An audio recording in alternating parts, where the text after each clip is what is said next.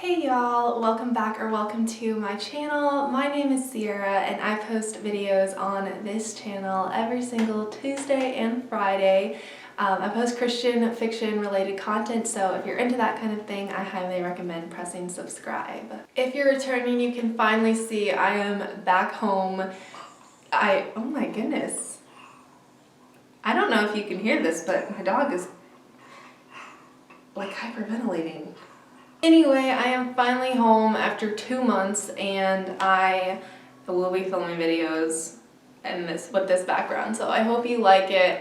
Anyway, I have a whole video on the organization of these shelves that I will link down below if you want to go watch it. But today I'm going to be doing like an in-depth review of Under the Magnolias by T.I. Lowe.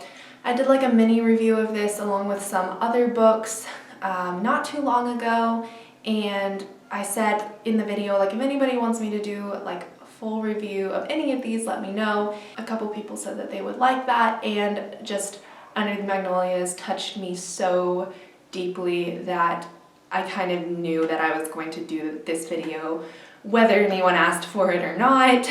So here we are, and I don't actually have my physical copy of Under the Magnolias because I left it at my mom's house in the States so that I didn't have too much weight, because that was not the only book I read and left behind. A quick synopsis of Under the Magnolias. We follow Austen Foster from the time she's, I believe, like 12, 13, right after her mother dies giving birth to baby twins. And then we just follow Austen as she ends up basically taking care of all 6 of her siblings while their father spirals in and out of being super depressed, like having depressive episodes, to being happy and like the family gets along. He's basically incapable of fulfilling a father role in their lives, and Austen, honestly, she just takes that on and she becomes older sister, mother, and father in that aspect. And honestly, just like, she's so independent and resilient, and her strength in the book, like, it like put me to shame a little bit. I was like, I don't know. It's just very encouraging, and honestly, like, I would consider myself a pretty independent and resilient person, but she just like, she never once complained, or like, even when she had like a relationship, she had a boyfriend at a certain point in the book, she like, and obviously this was a fault, she should have shared what was going on in her personal life, but she never complained to him or any other adult in her life about what she was taking on and this burden she was bearing. And it kind of came out, and like, she recognized at the end of the book that she should have gone and asked for help, but just that strength that she took on was so encouraging to me, and just the way she was portrayed as not this weak 13 to then like 20-year-old girl, but she took it on without complaint. I don't know, that just, the good and bad part of it, it's so encouraging to me for some reason. So this is definitely a spoiler. Proceed with caution if you haven't read the book. At the end of the book, Austen's father is diagnosed with bipolar depression, and he like gets help. He goes to a mental health facility. They weren't called that back in the 80s. This book is set in the 80s. I don't know what they were called, but you know, Austen is able to like kind of move on and help her siblings move on.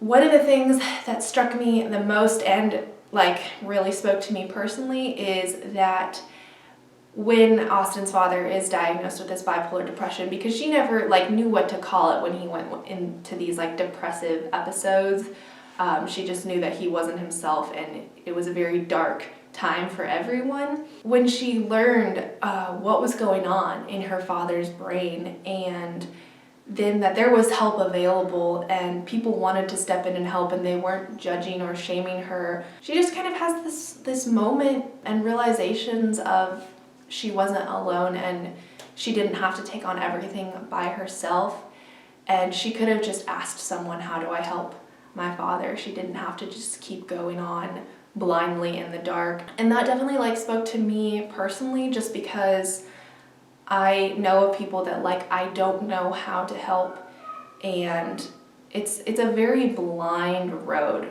trying to reach people who have mental health problems, and it was portrayed so well. As someone, I don't struggle with mental health, I don't struggle with depression. I know people who do, and reading a story from the perspective of someone who just wants to help and just wants to make things better, it was written perfectly. Like, every emotion Austen experienced, every piece of character development of what she went through was so spot on. And I think that's why I do love this book so much, is because I'm not in the same boat, but I could relate to Austen incredibly well. And I just I've never seen a story written so well and read my own thoughts written by someone else that well. Another thing I greatly appreciated was that Austen's father, though he was like, you know, the darkness in the book that Austen had to overcome and she had to help her siblings overcome, he was not the villain. He would have good times. He'd come out of his episodes and like be happy, and they would have good, like, within the book there would be like happy family memories written in there. And yes, it was confusing to all of them, like, why is he so dark one day and so happy the next? But I just appreciated how T.I. did not make him the villain, and he was still able to be a human, and it just portrayed his mental illness properly, of how they're not, like, people with depression are not all evil, they're just trying to overcome the evil in their brains. Although, my goodness, what's happening? Although it was a very sad story it was a happy outcome and resolution, but you know, the story was very dark, and at times I was like, oh my gosh, that really just happened. But there were definitely plenty of times and scenes in the book where I smiled and I laughed and I thought it was so funny. So it was real life, honestly. It was just real, honest to goodness life about someone who's living with a person with depression. I think you can tell I fell like head over heels in love with this book, and I genuinely believe that like God used it to teach me things, and I still think about it and just think that like it was pure inspiration.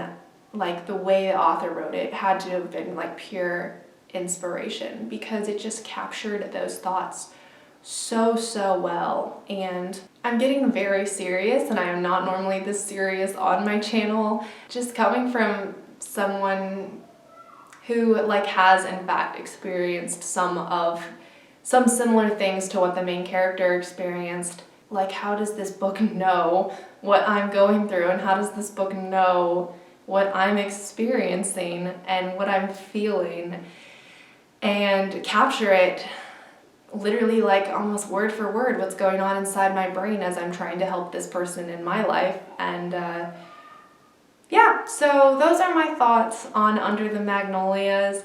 As you can tell, it means a lot to me, and I will probably never shut up about it just because it is such a good book. And I am so glad I got the opportunity to read it, and it was so much better than I thought it was going to be.